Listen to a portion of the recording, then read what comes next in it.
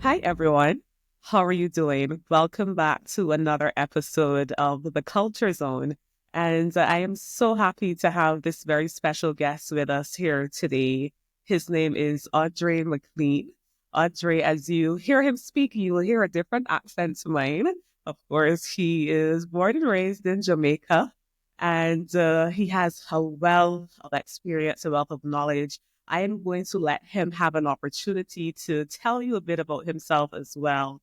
But I'll say to you, I'm really looking forward to this chat today, simply because he has the experience of bridging cultures across different territories, across different markets, having served as most recently the director for Guardsman Group. He was also the former president of Billiam. Andre, feel free to correct me if I'm calling these names incorrectly. But I know we're going to have a wonderful chat today. So go ahead and tell the audience a bit about yourself. Well, first, thanks for having me. And yes, former director of International Division for the Guardsman Group and former president of Beryllium Limited.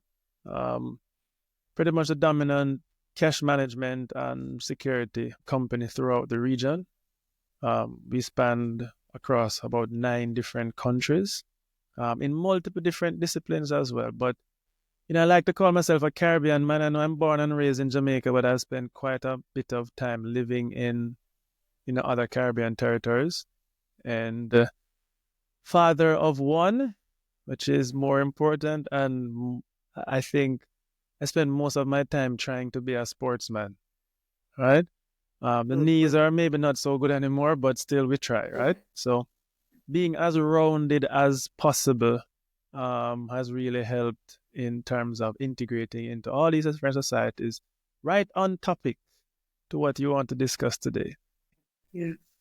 For today, we are chatting about bridging cultures, how to lead in multinational organizations. And if we can jump right in, Andre, this has been a topic of discussion in some of the circles that I've frequented, particularly when you have been working with multinational or regional organizations. These organizations often have that top-down approach, and you would hear persons in the different territories be resistant or challenge some of the strategies or the initiatives that are being cascaded down into their markets. Maybe you can start there. How have you found that experience in trying to balance the local needs of each territory in order to still be able to execute the strategy or the objectives of the organization? Well, it's a big question to start, but you just mentioned something very important, the local needs. Right, first of all, what are they? And Mhm. a lot of organizations don't spend the time to understand the cultural nuances of the country that they're in, right? So, yes, top down approaches wherever we're coming from. So, like, for example, we are the main head office in Jamaica. We have our own culture, our own ways of doing business that are where we're familiar with. And sometimes we have an expectation that is the normal behavior in other territories when it is far from. But not just from a country level, and also even from an industry level. So the perception of security in, for example, Jamaica is very different from the perception of security in Barbados. It depends on just even how the society feels about the industry itself. But let's talk about the country needs. Okay, it depends on the country. It determines how persons naturally are. So in some countries, they're just very nice, very more docile, they're very friendly, very warm and welcoming. Some countries are a little bit more strong, a little bit more aggressive, a little bit more forthright. Some countries um, are a little bit resistant to change. They're resistant to foreigners. They're resistant to. They have a lot of, they may have greater national pride. Therefore, persons prefer if the companies are locally owned and locally bred. And some laws in some countries are that way structured because of this, right? So, what are the local needs? And you have to take these needs from all different angles. Okay, attack. And who are the, let me talk about like four major stakeholders in terms of their needs. All right, in going to a new country, we need to understand what are the customers' needs for the industry. What do they really expect from your industry? All right. Then what are your staff members' needs? How do they feel about the business? How do they feel about the working environment? Is tenure a very long thing for them? Is it okay? Is it a country that rotates jobs very quickly? All right. Do they want a greater participation and involvement from their leaders culturally? Or do they socialize a lot, or do they not socialize at all? What are really the needs of your staff members? Then you Mm-hmm. need to participate. Then you need to know the needs of the regulators. Okay, how strict are they in your industry? How involved are they? Are they more hands off? Are they more hands on? And you can think of the finance industry. You know, the central banks, the government. How do they participate and in your business? And then in some countries now you want to think about like the unions, right? You know, is Mm-hmm. it a very union strong country? Is it a union not so strong country? What are their needs? What are their expectations in terms of engagement, right? Um, did I miss one? So we spoke about the Customer, need mm, customers and the shareholders employee. themselves, Mm-hmm. right? So I'm adding the unions with Mm-hmm. kind of the Mm-hmm. regulators, right? But the shareholders Mm-hmm. themselves now. So yes, the business may be coming from maybe headquartered somewhere else, but is there local ownership, right? Is there, even as a leader, was there local ownership? Is there current local ownership? How involved are those persons? All right. So if you try to understand all these different nuances of all of these demands from these persons, then now you start to frame what type of organization do I want to have and do I need to have? And then Mm-hmm. clearly you're going to have your own biases, right? So there's so much to unpack, just from um, the things that you have to consider when going into a new territory or just trying to lead in a new territory, right? Um, Just your thought process alone in terms of how you immediately went to stakeholder management approach, understanding the needs of each stakeholder, so that it drives real purpose and focus behind the strategy.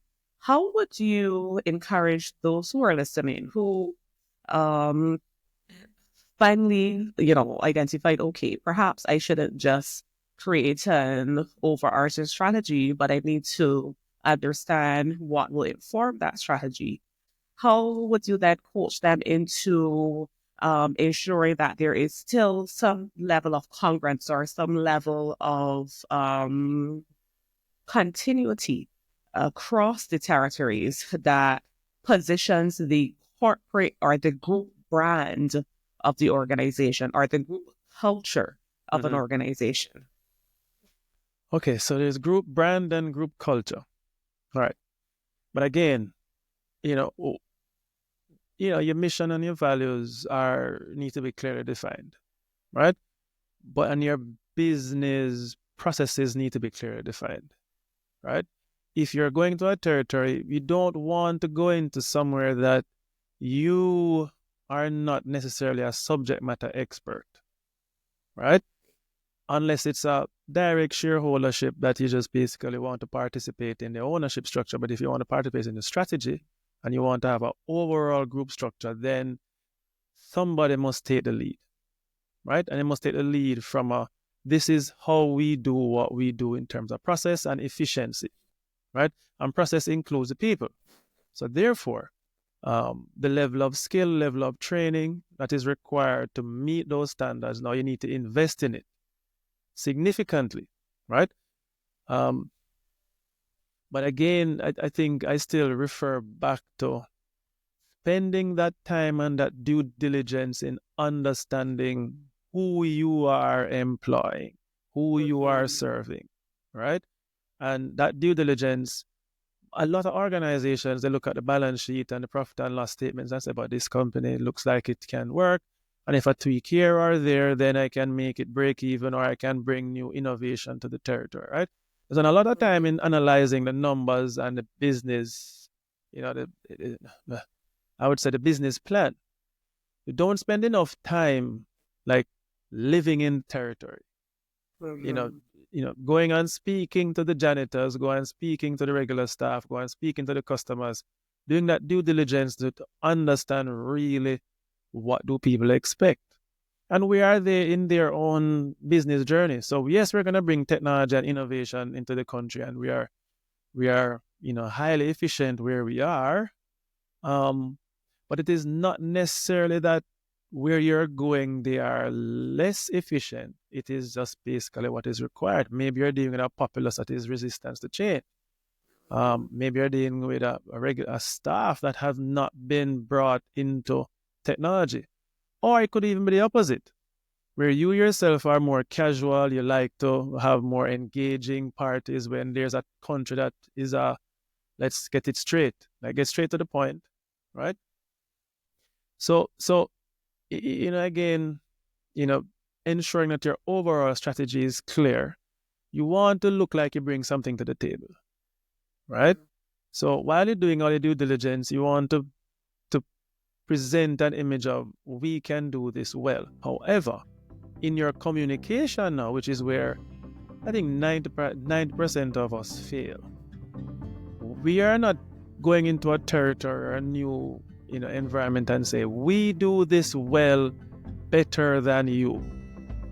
And it's the message that you're sending is you are less than us. And I'll tell you where businesses fail significantly, and the people say, oh, you think you're better than us. Okay. And that's where now the passive aggressive, the people who are now resistant, and they will smile and they will say, yes, sir, no, miss. And the business is not progressing because the people rejected you. People rejected it because one, you look down on them. So we have to be very careful. And again, our communication strategy is so important, right? And you have to step into a territory with humility and respect the cultures.